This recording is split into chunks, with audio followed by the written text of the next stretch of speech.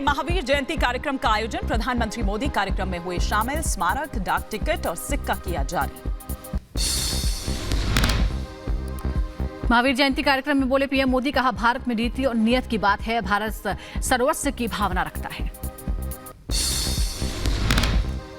प्रधानमंत्री मोदी ने कार्यक्रम में कहा, दुनिया में भारत का डंका बज रहा है, भारत विश्व बंधु के रूप में जगह बना रहा है। आज विरोधों में भी बटे विश्व के लिए भारत विश्व बंधु के रूप में अपनी जगह बना रहा है। पीएम मोदी ने कहा, हमने अपनी धरोहरों को संवारना शुरू किया है, भारत में विकास के साथ विरासत का संरक्षण। 2014 के बाद हमने भौतिक विकास के साथ ही विरासत पर गर्व का संकल्प भी लिया। अनुराग ठाकुर ने कांग्रेस पर साधा निशाना, कहा तुष्टीकरण की राजनीति करती है कांग्रेस, 40 पार करेगी कांग्रेस और 400 पार करेगी बीजेपी। अनुराग ठाकुर का राहुल गांधी पर हमला, कहा नॉर्थ ने राहुल को नकारा तो दक्षिण में गए और आतंकियों का समर्थन लिया। मुख्यमंत्री योगी ने विपक्ष पर साधा निशाना, कहा विपक्षी दलों के झूठ को भी उजागर कर रहे हैं लोग, एनडीए सरकार बनेगी इसमें कोई संदेह नहीं। कुछ राज्यों में हो रही हिंसा की घटनाओं पर बोले सीएम योगी, कहा यह तुष्टीकरण की नीतियों का दुष्परिणाम है। अमेठी से बीजेपी उम्मीदवार स्मृति ईरानी का आईएनडीआईए पर हमला, कहा महिलाओं का अपमान करना विपक्ष की आदत, चुनाव जीतकर उनको दूंगी मुंह तोड़ जवाब। राहुल और अखिलेश यादव पर स्मृति ईरानी ने साधा निशाना, कहा प्रधानमंत्री ने इस जोड़ी के बारे में जो कुछ कहा है वो बिल्कुल सच है। तेजस्वी यादव ने बीजेपी पर लगाया संविधान को खत्म करने का आरोप, कहा जो संविधान को खत्म करने की बात करते हैं बिहार की जनता उनको सबक सिखाएगी। नीतीश कुमार पर तेजस्वी यादव का हमला, कहा चाचा तो हाईजैक कर लिए गए हैं, किताब लिखूंगा तो जिक्र करूंगा। बिहार के पटना में पूर्व एलजेपी सांसद महबूब अली कैसर आरजेडी में हुए शामिल, आरजेडी नेता तेजस्वी यादव की मौजूदगी में ली सदस्यता। कांग्रेस को वायनाड से लगा बड़ा झटका, वायनाड के कांग्रेस समिति के महासचिव पीएम सुधाकरन ने दिया इस्तीफा, बीजेपी में शामिल हुए। उत्तर प्रदेश के रायबरेली में चोरों के हौसले बुलंद, घर और मेडिकल स्टोर से लाखों का सामान और नकदी की चोरी, पुलिस चोरों की तलाश में जुटी। अंबेडकर नगर में कार और ऑटो रिक्शा में टक्कर हो गई, हादसे में एक की मौत, 4 लोग जख्मी। अंबेडकर नगर में गेहूं के खेत में मिला अज्ञात युवक का शव मिलने के बाद मचा हड़कंप, पुलिस मामले की जांच में जुटी। जम्मू कश्मीर के पुंछ में पुलिस को मिली बड़ी सफलता, पुलिस ने बरामद किए 2 चाइनीज ग्रेनेड, 1 पाकिस्तानी पिस्टल।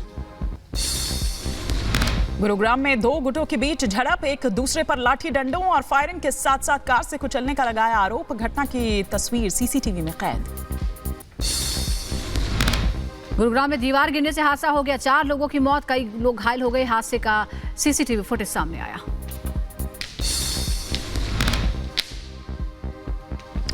इधर अयोध्या धाम स्टेशन के पास पटरी से उतरी मालगाड़ी, टांडा से बाराबंकी जा रही थी मालगाड़ी। नवी मुंबई में धारवानी बिल्डिंग की 9वीं मंजिल पर आग लग गई, दमकल की गाड़ियां मौके पर पहुंची, आग पर काबू पाने की कोशिश जारी।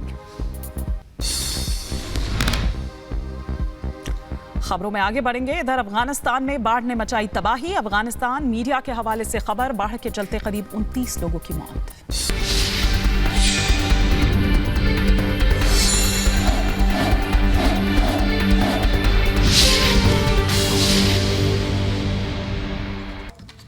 और चलिए खबरें विस्तार से देखते हैं, बात करते हैं केंद्रीय मंत्री अनुराग ठाकुर के कांग्रेस पर किए गए प्रहार की। लगातार ये कहा जा रहा है बीजेपी 400 पार कर रही है, तो अनुराग ठाकुर ने कहा कि कांग्रेस मात्र 40 पार कर पाएगी।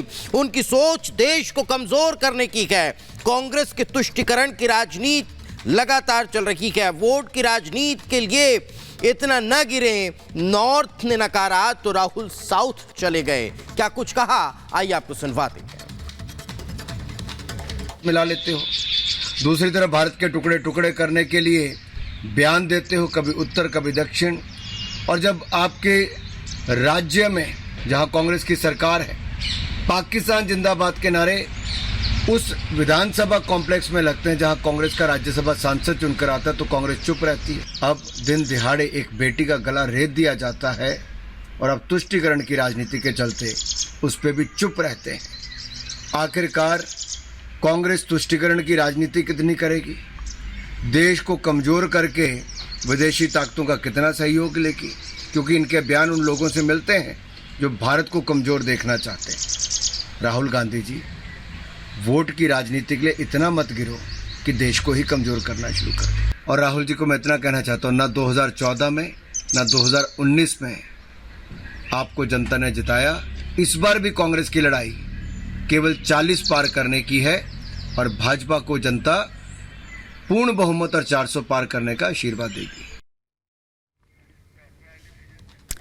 तो अनुराग ठाकुर को आप यहां पर सुन रहे थे, वो राहुल गांधी पर हमला बोल रहे थे, कांग्रेस पर हमला बोल रहे थे। 40 पार जाएगी कांग्रेस, 400 पार, खुद के नारे को एक बार फिर से दोहराते हुए। लेकिन इधर अमेठी से अब तक अपना उम्मीदवार तय नहीं कर पाई है कांग्रेस की अगर बात की जाए तो। और जिस तरह से अमेठी से राहुल गांधी को हार मिली, उसके बाद उन्होंने वायनाड का रुख किया, उसके बाद से राहुल गांधी चौतरफा घिरे हुए हैं।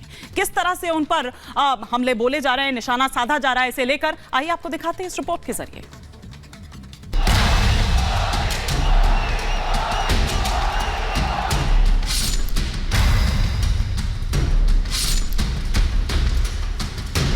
अमेठी छोड़ा वो वायनाड भी छोड़ेंगे।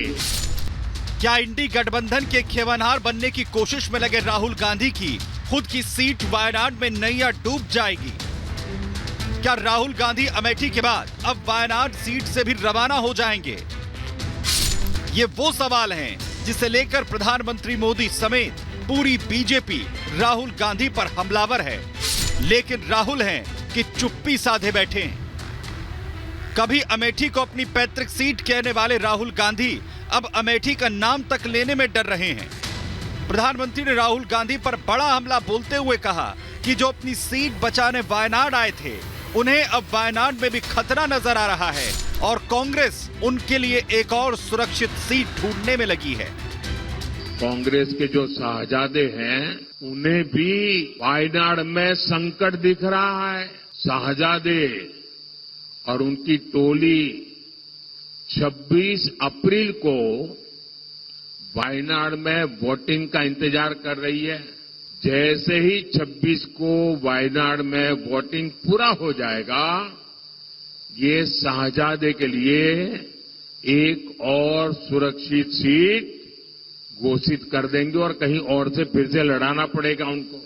अब जैसे इन्होंने अमेठी से भागना पड़ा, अमेठी छोड़ा, अब मान के चलिए वो वायनाड भी छोड़ेंगे।